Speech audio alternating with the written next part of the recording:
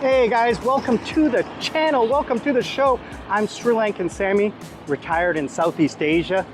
Today I'm coming to you from the main road, but I'm actually about to walk on to the side road. It's a beautiful Sunday, fun day.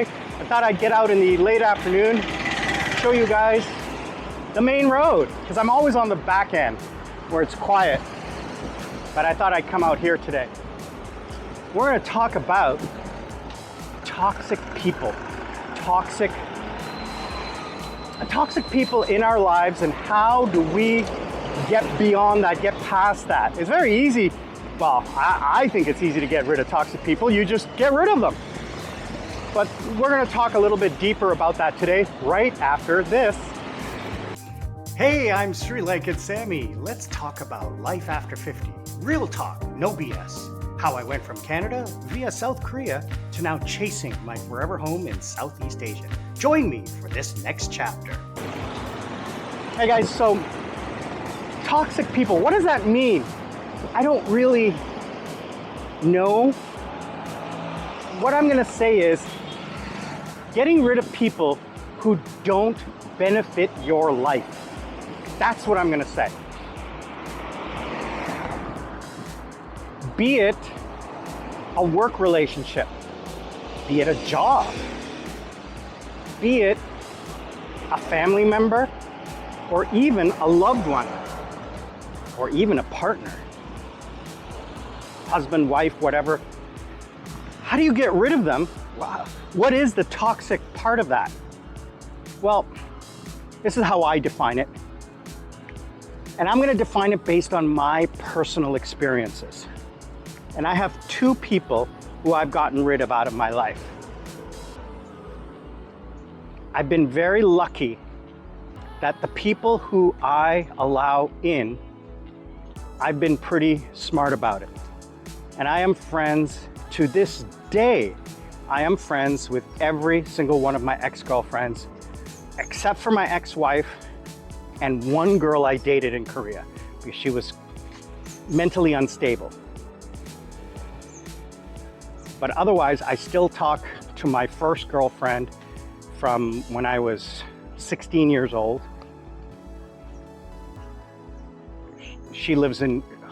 I met her in Portugal when I was 16. She lived in Holland. We're still friends today. And this is before the internet. We were pen pals. And then Facebook came along. I'm still friends with my first true love, Bethany, from, I think we were 20 years old when we first started dating. My parents loved her. Always thought we were going to marry. We were 6 weeks apart in age, and she was stunningly beautiful. She's the reason why I'm very confident, because I dated up in that case, let me tell you something. But I'm not going to say that my ex-wife was toxic, because I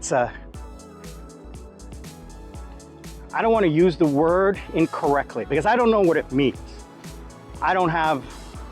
My definition is probably not the same as your definition. I'm going to say this: getting rid of people who are not going to benefit your dream, your end goal, is what we're talking about today. So my ex, when she came to me and said it's over, I didn't argue with her. I said, okay, what do you want to do next? And she says, I want a divorce. And I said, okay, what do you want to do next? She goes, well, I want you to leave the house. I said, okay, let me know what you want to do next. And I went home to my parents' house for about a week or two. And then I got my own place and moved out, and that was it. We ended up staying friends for a short time, but then I realized that, how do I put this? The relationship we had was not beneficial. It was not healthy, because we were still acting as if we were married. We would go out, we would hang out, we would go to each other's families. It was not healthy. So when I left to come to Korea, after about 3 to 6 months, I think it was, I decided Yeah, I'm gonna cut that off, and I just disconnected. I have no idea what is going on in her life, what situations are existing, who is alive, who is dead, what's going on. I think she would be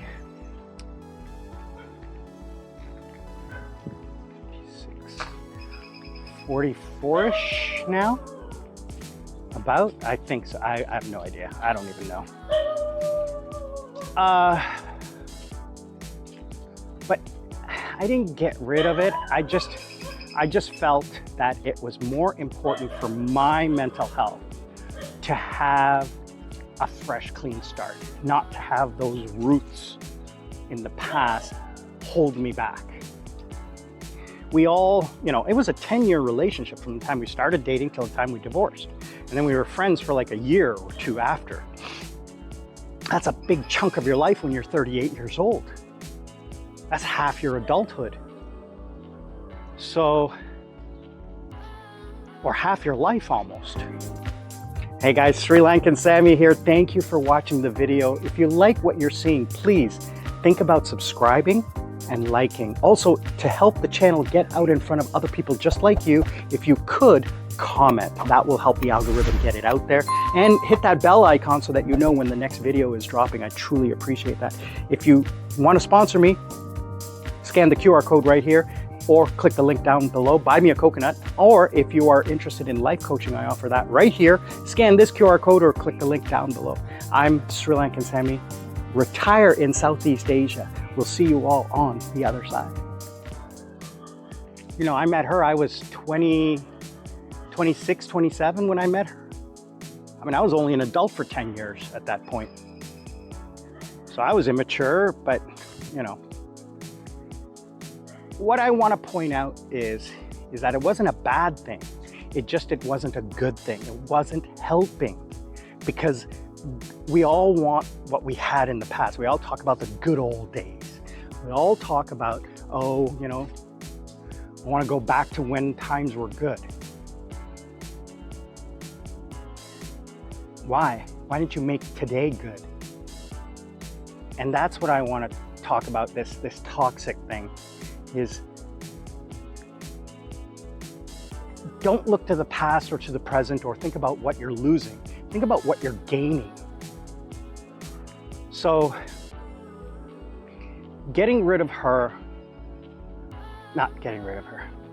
disconnecting from that relationship, that whatever it was, allowed me to focus my psychological and emotional energy forward, where I wasn't thinking, if I get involved in a relationship now, maybe I can't go back, or, what if?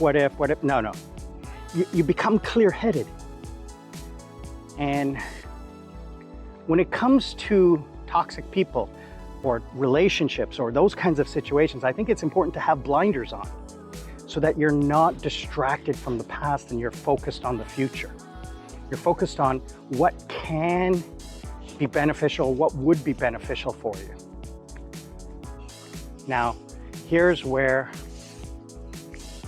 the second person who I recently got rid of or disconnected from is something I've never told anyone. I'm pretty sure my parents know because the way I talk, but it is my brother. And to be very frank, my family is not an overly emotional family. Weren't lovey-dovey. I'm not going to say unloving. My parents love me. I love my parents. That's not what I'm trying to say. It wasn't overly emotional like what you see on TV, but it's functional.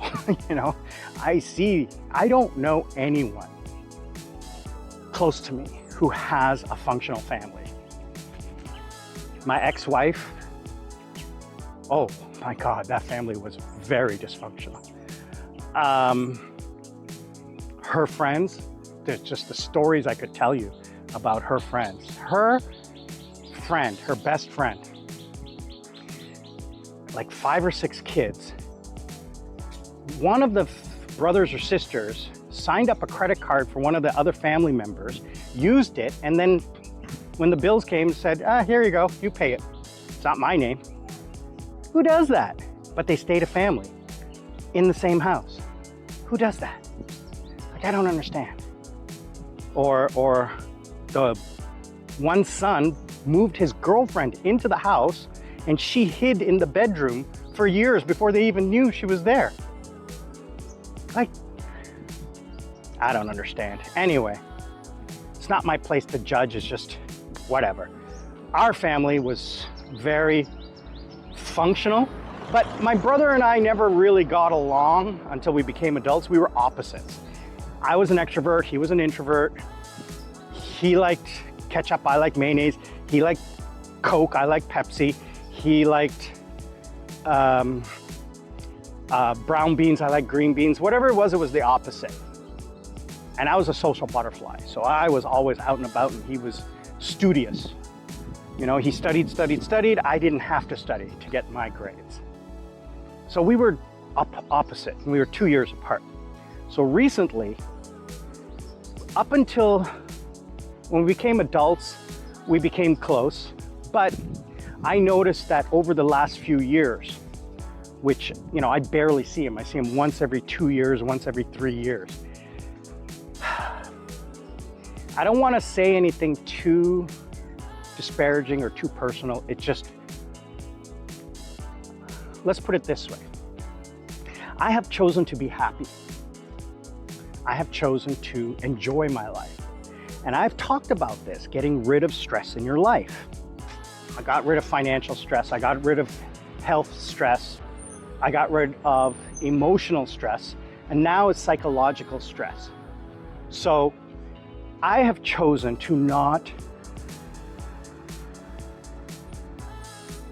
I've chosen not to speak to, about, or with my brother because it doesn't make me happy. I hope that makes sense.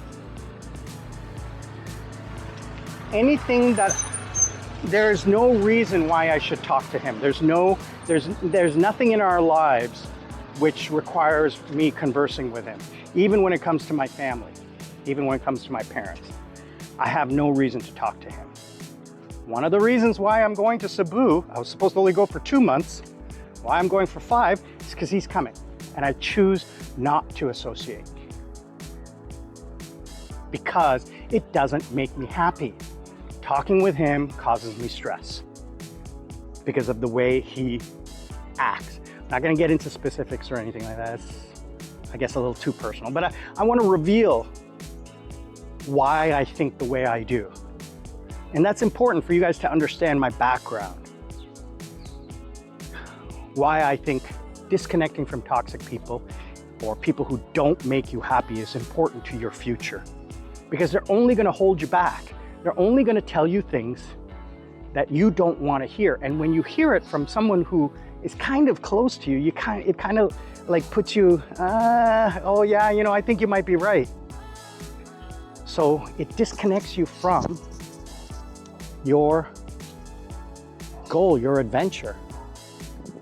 I remember people telling me when I decided I was going to move to South Korea 20 years ago, oh, you'll be back in 6 months. It's been 20 years. I've never been back to Canada. I'll never go back. So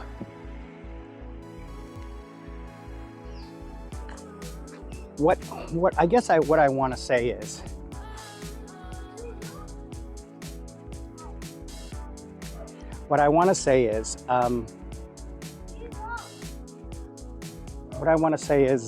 these kids are talking to me. I don't know what they're saying. What I want to say is make sure that when you make a decision about the people who are important in your life, that they benefit you, that they provide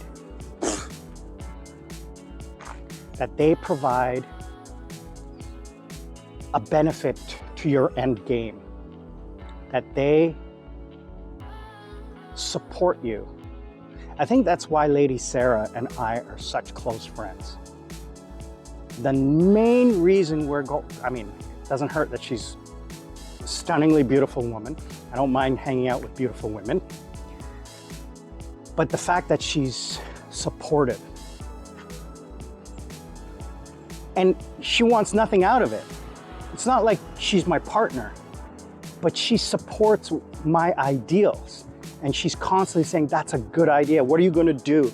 Like we're constantly talking about life. We're constantly talking about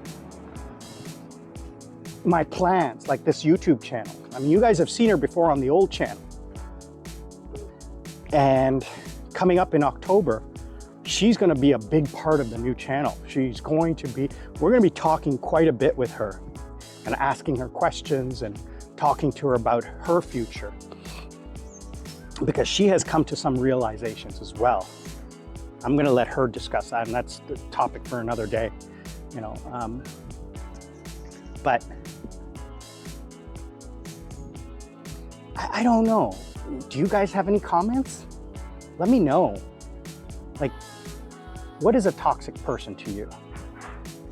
A narcissist, a sociopath, a psychopath? What does that mean? I don't know. You know, there's nothing wrong with my ex. It didn't benefit me to be in a relationship with her. I don't think there's anything psychologically wrong with my brother, but he doesn't make me happy. And every time he's around, it stresses me out. And I don't want to feel like that. So I choose not to. And it goes back to, hear me out. It goes back to making a choice and sacrificing. So let me ask you this.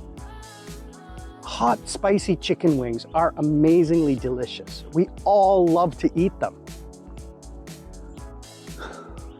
The hotter, the better. But the next day, you're paying for it for a day or two. We all love to go out and have a couple of drinks and get a little tipsy. But when you get to be my age, it hurts for the next couple of days. Is it worth it? No. Sometimes, maybe once in a while, but not every day, not every week. I don't remember the last time I had hot, spicy wings, because I know I don't want the next day to be sitting in the bathroom every 5 minutes. I don't want that. So I've made the choice to give it up. I don't drink anymore because I don't feel comfortable the next day. I don't want that pain. So I make the choice to not experience that. Same thing with a toxic person. I choose not to. So I'm not going to be here when he comes for Christmas, because I don't want to be in the same room with him. I don't want to be associated with him. I don't want to hear his voice. I don't want to listen to anything he has to say. Is that being petty? Is that being little? Absolutely. But it's my choice. It's my life. And you need to do that too. You need to put your foot down. And you need to be the strong person. Yeah, you know, family is important, but honestly, at the end of the day, your family's going to pass on, or they're going to have their own lives. Is your family going to come with you to Southeast Asia or South Asia? No. This is all about you and your happiness. Okay, yeah, and I'm not saying anything against people with families, okay? Like, just this is important. You gotta remember. I'm talking about my situation. Is it comparable to yours? I don't know, you tell me. I'm only talking about what I can talk about, my personal experience. And I will be happiest alone. So happy alone. I can be alone. You see these videos, oh, you get $10 million, but you have to spend a year alone in a basement with no windows and nothing. And I'll be like, when my bags are packed, I'm ready to go.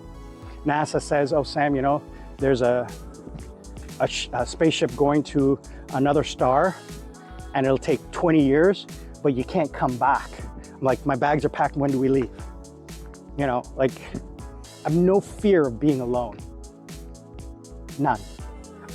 Because when I go and I meet my friends and I see them, in the people I care about, I get so much intense joy.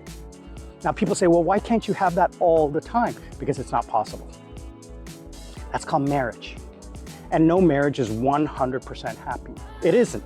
It's impossible to be happy 100% of the time, okay? Because when you compromise, you instantly reduce your joy, okay? When you do something that you're not in the mood to do, but you do it because you compromise, that's not joy. Oh, well, it makes my partner feel well. That's not what life is about. It's all about you. As human beings, we're selfish. So,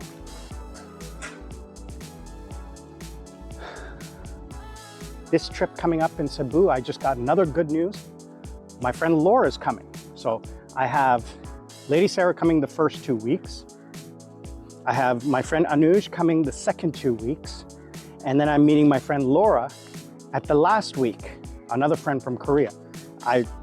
All of a sudden I remember that she was Filipino, German Filipino, and I was like, oh, by the way, I'm gonna be in Cebu. And she's like, you're gonna be there? And I was like, when? In October? And she said, I'm coming in October. I said, well, we're meeting up. And she goes, absolutely, it's gonna be great. It's gonna be a reunion. And hopefully Princess Jasmine may come. My friend Yui might come. Every time I go away specifically for months on end so that my friends can come from Korea. And every year, it's either Princess Jasmine or Lady Sarah, and definitely Anuj. And then last year I also met Juan in Bangkok. A couple years ago was Michael Se showed up in Pattaya. Diamond Dave, he showed up from Philippines last minute. He can't come now because he's got his dogs to take care of and nobody to take care of his dogs. But those intense friendships in that short amount of time are just wonderful because then it's over and I don't have to deal with it for another 3 or 6 months. There's no stress after that because I'm never gonna see them again. Well, not never gonna see them, I'm not gonna see them for a while. I just want that short burst of intense experience and then chill out again. Hello, puppy. There's a dog following me. Anyway, guys, I want to say thank you again for following me along on this little adventure we had today on this beautiful, beautiful Sunday. I'm Sri Lankan Sammi, retire in Southeast Asia with Sammi. Reminding you all to be good to each other, be kind to each other, join the community and share. Share your ideas. Let us know what you think. What can we do to benefit each other, to help each other to be successful? Let's grow, okay? And always remember, none of us in this group are strangers. We're just friends who haven't met yet. We'll see you all on the other side. And remember, learn to live life. Don't let life live you. I'm Sri Lankan Sammi. See you on the other side.